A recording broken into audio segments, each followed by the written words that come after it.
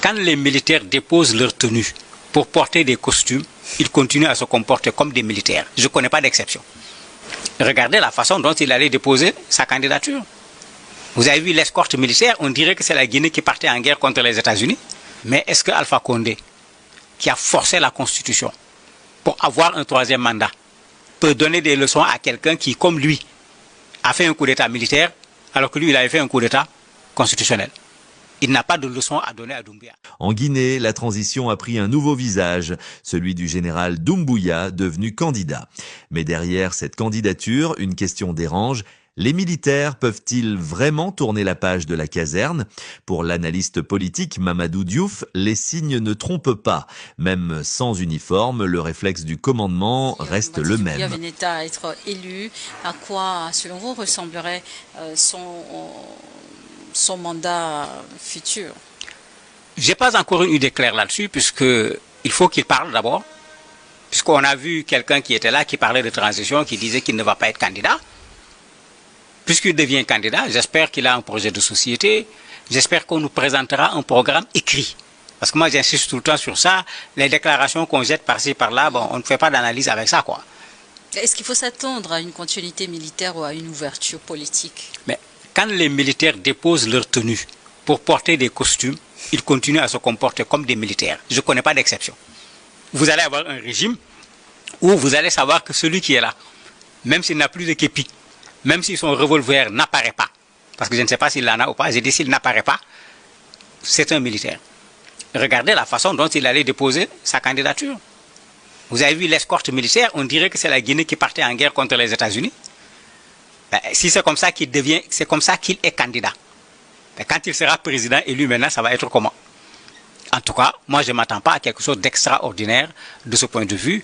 Si on avait en face quelqu'un qui croit en la liberté des populations, qui croit en la liberté d'expression, qui croit en la démocratie, les Guinéens n'allaient pas souffrir autant aujourd'hui sur ces questions de démocratie, de liberté d'expression, de liberté individuelle, de liberté collective. Et ça, aujourd'hui, personne n'ose dire le contraire. Il arrive que l'ancien président Alpha Condé commente la situation politique dans son pays, la Guinée, mais dans le contexte de la présidentielle à venir, est-ce qu'il faut s'attendre à une réaction de la part de l'ancien président? Ah oui, il n'est pas en Guinée, mais il réagit sur pratiquement tout ce qui se passe en Guinée.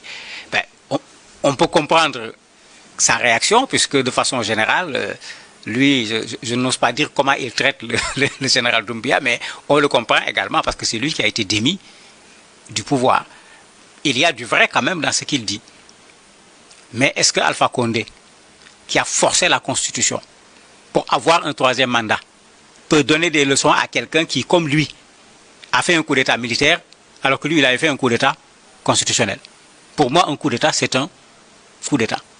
Il n'a pas de leçon à donner à Doumbouya. Maintenant, n'oublions pas que son parti est toujours là, le RPG. Il fait partie des partis avec celui d'Alain Diallo, le FPG, à qui on crée énormément de difficultés au point même de leur refuser leur existence. Puisque c'est ça la réalité actuelle. N'oublions pas qu'au moment du référendum, on les a empêchés de pouvoir participer à ce référendum. Mais il continue à parler au nom de son parti, à dénoncer, puisqu'il y a des membres de son parti qui se retrouvent en prison. Est-ce que ces réactions peuvent avoir une influence sur le scrutin à venir? Sur le scrutin à venir, dans son parti, éventuellement. Mais il ne faut pas qu'on oublie que quand on a enlevé Alpha du pouvoir, les Guinéens n'en voulaient plus.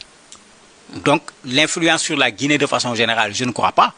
Dans sa sphère, lui, d'influence, dans son parti politique, éventuellement, mais les Guinéens ne voulaient pas d'Alpha Condé. De sorte que quand ce pouvoir est arrivé, les gens n'ont pas suivi en donnant carte blanche, mais les gens se sont au moins félicités du départ d'Alpha Condé. Donc, ce qui veut dire que quand il partait, les Guinéens n'en voulaient plus. Maintenant, il a un camp, certainement, il a des partisans encore dans son camp. Vous l'avez commenté, mais je vous pose la question, selon vous, que signifie donc cette participation à la présidentielle de Mamadi Doumbouya pour l'avenir démocratique de la Guinée? Mais pour moi, on est en train d'assassiner doublement la démocratie, aussi bien en Guinée, en Côte d'Ivoire, au Cameroun, que dans tous ces pays que j'ai cités tout à l'heure. Quand je dis assassiner doublement, tout le monde sait ce que veut dire démocratie. Et la démocratie, la vérité en fait partie. Et dans cette vérité, il y a la vérité des urnes.